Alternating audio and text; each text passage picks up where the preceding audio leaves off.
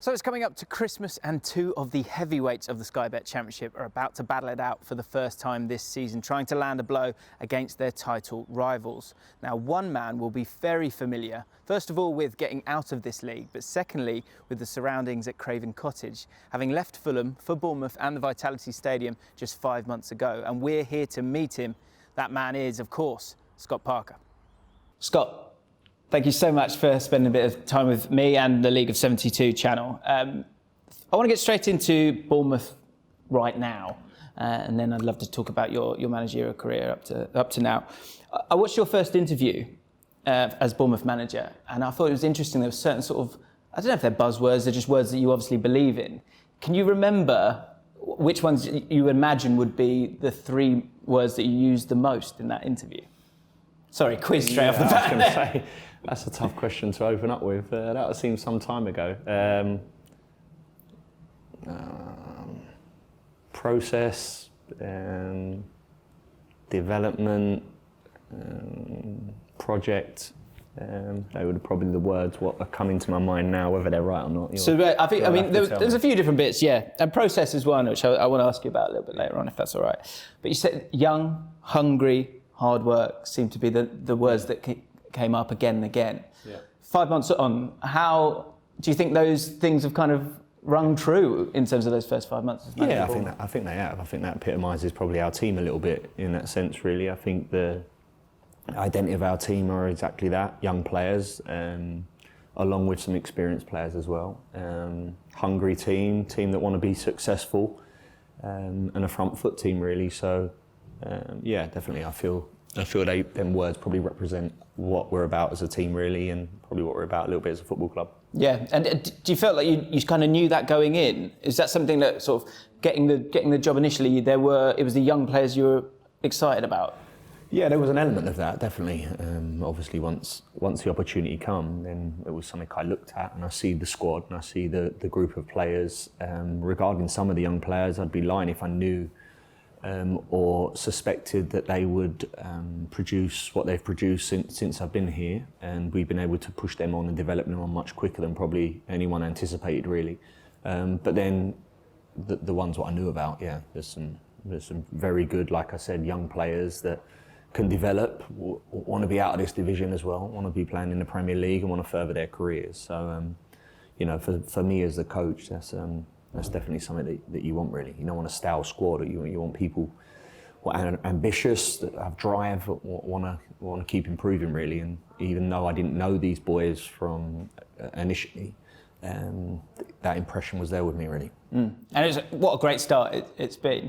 As someone who's got that experience and having played for many years and now managing for a few years as well, do you find yourself in the middle of that great run going, this will end at some point, and then when that comes, inevitably there has to be some little stutter on the other side of it? How did you feel in the middle of the run? Not too different to how I feel now, really. I must admit, if there's one thing that the difference between a manager and a player is probably the highs and lows are there, but in the sense of when you're winning, it never feels the wins never feel as good as the losses. Definitely not, and I don't think you can ever get too carried away. So while we got off to a fantastic start, I also realised that maybe around the corner, certainly in this division with the amount of fixtures what there are and how difficult it can get, that there's always going to be some bumps along the way. And I often say that for any campaign, there's going to be bumps along the way. So. Listen, we've started the season incredibly well, lost 2 games, and have done very, very well, like I said. But I also understand we need to keep improving and keep getting better. With that huge amount of games in the Championship, how does that differ in terms of your preparation of the team in comparison to the Premier League? It's harder. Yeah, I must admit it's harder. It's a lot of football, a lot of games, but the prep time is nowhere near as what you get in the Premier League. And a week-to-week fixture schedule is a lot better for me as a coach and my staff, and for the team, really. So rest and recoup is obviously key for that, in terms of you've constantly got, on a game match day, you've got 11 players that are at optimum levels because of the period they've had in between that. In this division, you often find that sometimes players are going in tired, or they're going in with certain certain things on their legs from previous, and actually the work what you can get into the boys is limited during their moments really, because like I said, you pitch it at a Saturday we play, Sunday you're in recovery, Monday is a second day recovery, so again it's a light session. You've got a Monday session before a Tuesday night game, you can't do a lot because you don't want to leave anything on the players or take anything into the game. So you're constantly having to work out recovery, and then when you can get your moments, obviously get some good work in. Pre-season was key for that for us. That was massive. That was a 6-7 week block of work that we could really come in and put our ideas across and the players understand it. And then from now, we're just picking moments at this present moment in time, really. Yeah, because I imagine I guess there's a different level of trust that you sometimes may have to sort of give to the players because you haven't had that time, and especially if you want to try a different formation or a style of play, is it something where you just have to kind of give it a go a little bit more or not? Yeah, you do. Look, not just give it a go. Yeah. I never just give anything a go, but you have to put the work in, but you have to be flexible, whether that's in the meeting rooms, whether that's over video. Because I guess the depth of that information that you want to get across to them, you can't do. You can't do. And, a lot of the time you can't bring it to life, as in you can't do it at a real tempo if you have a game in 2 days' time. So it's walkthroughs, or it's real mannequin work, or it's low level stuff. And then it's video, it's explaining to the players on video. And that's moved forward so much, from when I was playing to now. You can really get that across and explain that very well over video as well, really. And the players themselves, obviously, when you were playing, there was video, but there was probably not as extensive. Do you think the players are a bit better at soaking in that information? I think the players are much better in soaking in information to when I was. Yeah, I think the generation coming through now have been around academy football in terms of the next level of detail, and they're used to that really. So. For sure, look, when I was here, there was video. I'm not that old, but it was literally play, stop, run it back, run it forward. Now, obviously, you can just do little clips, and you can get to the point pretty quick, really. The reason I wanted to ask you that was because we spoke with Chris Wilder a couple of months ago when he was sort of out of a job, and asked about, again, that difference between the Premier League and the Championship. And because I truly believe that all of the managers that get to sort of have a taste of both of those just have so much more experience of different situations, which in every other walk of life makes you better at whatever you do. But he said that the sort of tactical variance that you see in the Championship was much more varied than it was in the Premier League. Would you agree with that? Probably not. No, I wouldn't say. I've not experienced. Look, Chris is far more experienced than me in that sense, and he's had more experience and more games. So he's probably been more aware of that.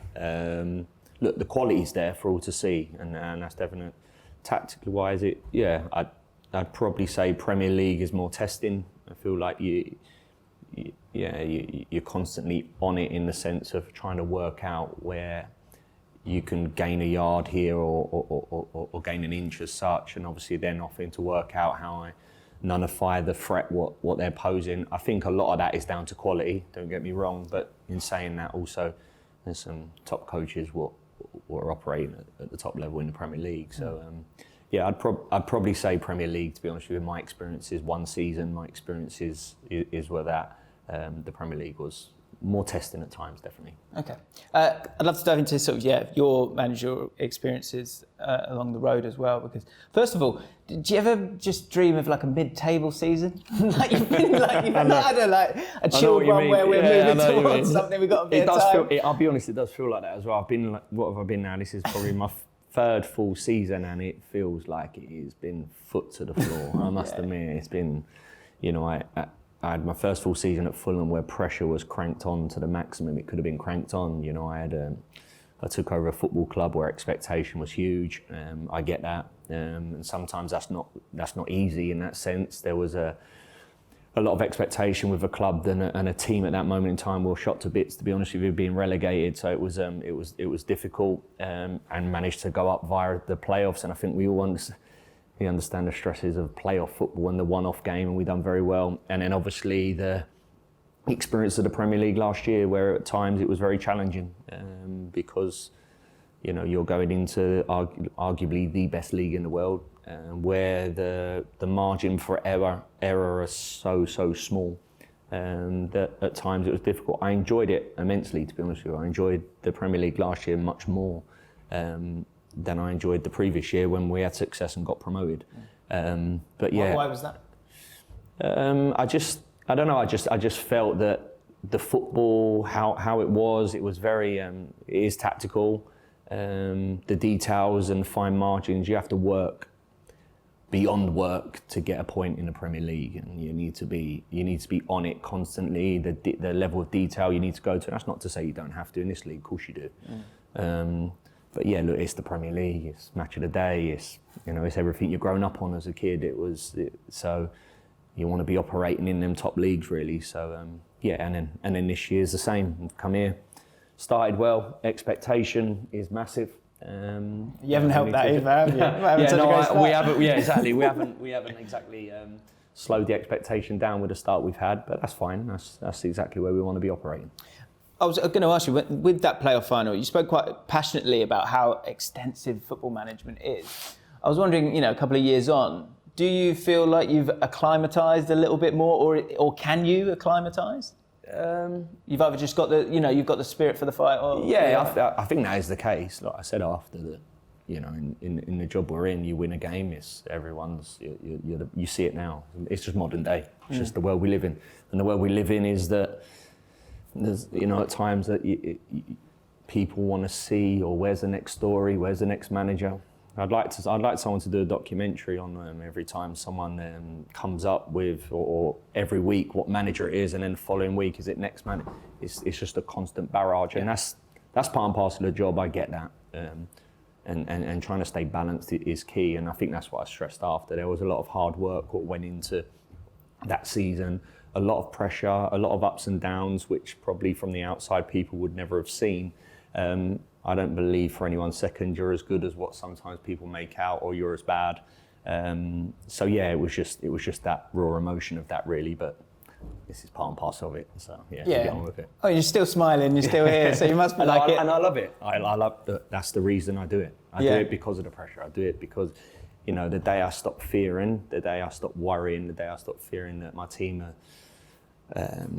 are not going to be the best, or we're not going to be top of the league, or we need to win this week, is probably the day that I'd probably retire and just go and chill a little bit, because that'll be the day when you probably lost that little bit of drive which you need. Do you think that comes from your playing days and just you as a person, that it's the love for it and the love for that pressure is that you're a winner? You want to be a winner? Yeah, I think so. Yeah, I think that's probably a large part. It's been a big part of, I don't know, maybe my upbringing, the way it was for me. But there's always been a constant fear.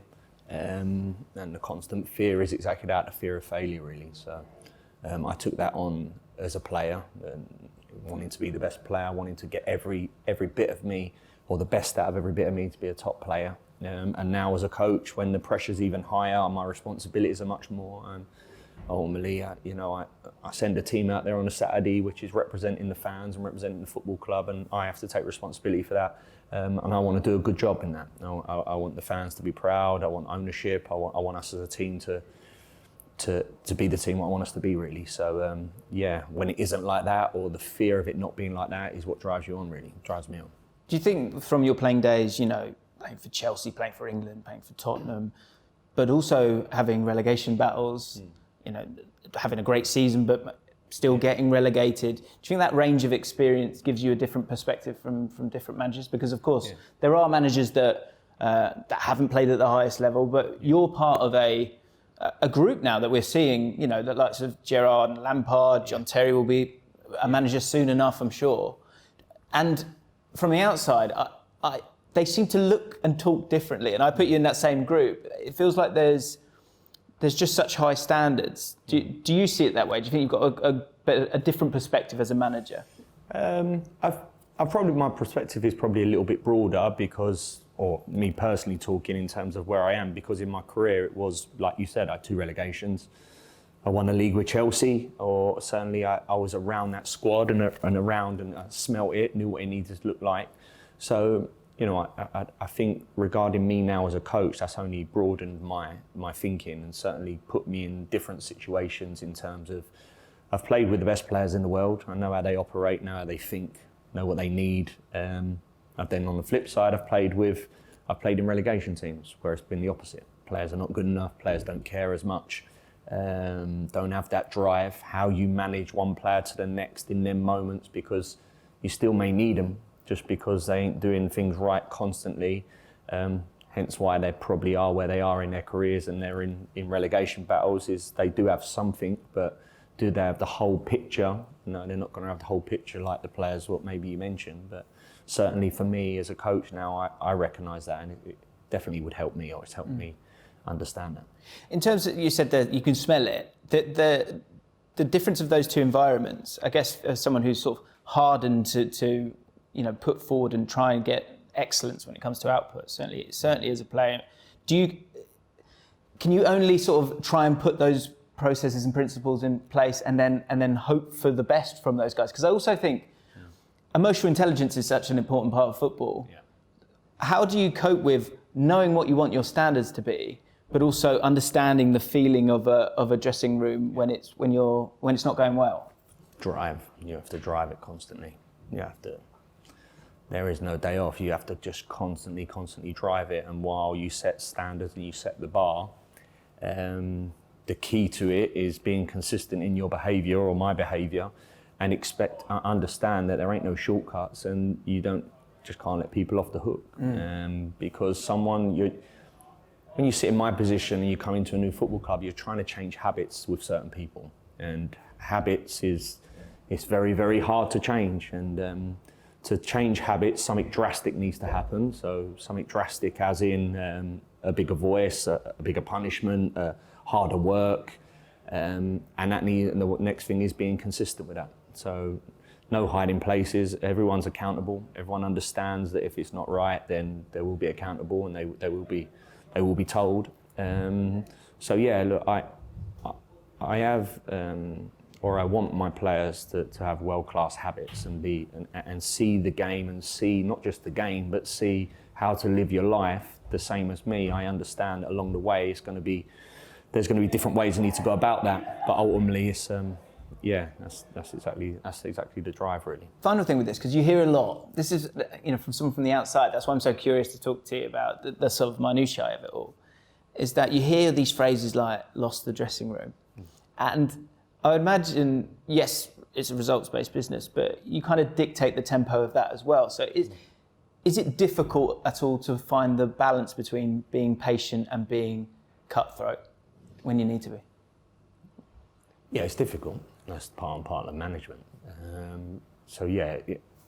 Getting the balance right and understanding how certain individuals are going to react in certain moments is very difficult. In the modern day, it's very difficult. The way I was brought up and the way I was, and certainly my generation, is very, very different to how the guys are brought up now. But yeah, I think balance is good, is right on that. I always say, look, I think like anything, honesty, brutality at times, which needs to be, but a real honesty and being very consistent is all I ever wanted as a player, really, and it's all I ever want in life, to be quite honest with you. Very consistent people are honest, fair, and I probably, I live by that really when I'm speaking to the players, when I'm dealing with the players, when I'm speaking to the group, really. And they're the main things, really. Can you remember when you made the decision, I want to be a manager? I liked the thought of being a manager early on, really young, and games like Championship Manager, I'm sure it was things like that. I liked that managing. There's nothing like what it is in real life, but certainly I like. I know, yeah. But and then probably when I started to get into coaching was a little bit towards probably my final year at Spurs. I started to coach. I got the bug of it a little bit. John McDermott, who was at Tottenham at the time, was really helping and pushing me, along with Jim Hicks at the PFA. And from there, really, it just went on. And then I was fortunate, got my position at Tottenham as an under-18 coach, which I absolutely loved being around it. And then before I knew it, I was back at Fulham. Obviously, Claudio lost his job, and I was in that position. And since then, I've not really looked back. And like I said earlier, it's just been foot to the floor, and and where I am now. Really. and finally you're talking to me. That job at Tottenham, I always wonder if those things are, as a coach, you have a playing career, and then you get to a point where everyone's calling you old, and then you're young. I was chatting to Johnny Jackson about this a couple of weeks ago, because you're then a young coach again. So I imagine you become kind of quite malleable again. Yeah. But also kind of working with those young players. I think I see that in the teams that you've put together since. Yeah. Certainly last season with Fulham and some of the loan players that you've brought in, quality players, but young players as well. But you weren't afraid to put them in. And you've come to Bournemouth and you've done the same thing, like Jaden Anthony and such. So is that something you really love as well? Why are you happy to lean on younger players so much? Well, first and foremost, they need to be good enough. That's a given. I was once a young kid at Charlton, wanting my opportunity and needed a chance. I was desperate for that chance. So I also understand what a young player gives, and that's why I said they need to be good enough first and foremost. Is that the drive and the hunger that you're talking about earlier? It's kind of easier to find in those players because they're trying to make something of themselves. Yeah, I think so. Yeah. I think they're innocent. There's a naivety about them. They're malleable, like you say. You can mould them a little bit. So yeah, in that sense, and they're boys what need an opportunity. They're grasping for an opportunity. They're desperate, and when you're desperate, that's like exactly that. It. Yeah, there's an element that, and I suppose I can relate to that. And I look back and I think you're right. Whether it's Harvey Elliott, when we brought him, I think he's the youngest Premier League debutant. Fabio Carvalho last year, the Jordan Zamoras, the Jaden Anthony's, the Gavin Kilkenny's. These are players, along with a lot of others, that we've give them their head, and ultimately, look, I give them an opportunity. Of course, we try and develop them on the training ground. We give them experiences. We help them, but you give a young player an opportunity, then it's down to them to do it. And all of them players that have done that, and the ones that are here this year and have done really well, ultimately it's down to them really. But certainly young players and developing young players is something that me and my staff we love to do really. Could you just talk to us about a couple of those players then? Because I think Jaden Anthony is certainly one, like you said, Zamora. And also Dominic Solanke is someone who everyone's been talking about for quite a long time, and you're sort of waiting for it to click. Did score a lot of goals last season, but it's got even better this year. Yeah. Could you just tell me about a few of those players and their personalities? Because we can all see the stats, but who are those people? Well, Dom's done unbelievable this year. He's done and he did last year, to be honest with you. So I think first and foremost, I often say about Dominic Solanke is he's probably a modern day number 9 in the sense of modern day number 9s are expected to first and foremost work tirelessly for the team in the first phase of pressing out of possession. They're expected, I think, longer the days are where you have a number 9 who stands up front and just puts the ball in the net. Of course, they're needed to do that as well, but their all-round game now is massive, really. I think Dom is exactly that. I think we want to be a front foot pressing team. Then we need a number 9 who can set it off for us. And his numbers physically, everything he does without the ball is superb. Really, he's right up there. And then we're lucky enough that he's got a good habit that when we put the ball in front of the goal, he kicks it in it. So for a centre forward, that's good. And I think probably, if there's one thing that even Dom more is to be more clinical in certain moments, to keep going up to the levels he is, and he's on the right track. So Jaden Anthony, the boy has done incredible, to be quite honest with you. He is. We got released from Arsenal. We've come in here. Wasn't someone who I thought I would be using like we've used this year, to be honest with you. Not until I see him, I didn't think that, certainly. I'm just looking, when I get the job, I look at a group of players and you look at a squad list and you start working out, okay, well, Jaden Anthony's a boy who's not really played a lot of football for the first team. My suspicions are that may be the case again this year, but let's see what he's like. Let's get in there and let's see. And from the minute I walk in here, he gives me nothing. And he had an opportunity in that sense. We weren't blessed at that moment. Our squad was quite light, and he took his opportunity to the point where now he's got big quality. He's a winger that can score goals, can assist, has got lovely quality. Again, works tirelessly for the team. So he's done very well. And Jordan's probably the same in that. Jordan's along the same line, so it's a shame he's been injured over the last few weeks. Hopefully when he gets back we can still see him pushing on and showing his quality really. And final one from me. It's so easy to go, oh, so the aim is to go up, right? Like, of course that is it. But you speak about processes a lot and the importance of that. So I think final question I wanted to be a bit broader. What do you want from your squad between now and the end of the season for getting achievements? I want them to keep focusing on what we focus on every day really, and that is process. And that process has been put in place. And of course the short-term vision is we want to try and get out of this league this year. We want to get promoted. We want to get into the Premier League. How we do that is through process, and that's what I often think. No ever one aim is we just need to go up. We need to win this game, and of course you need to have a short mind in certain moments. But overall, the process is we work tirelessly every day. We keep improving.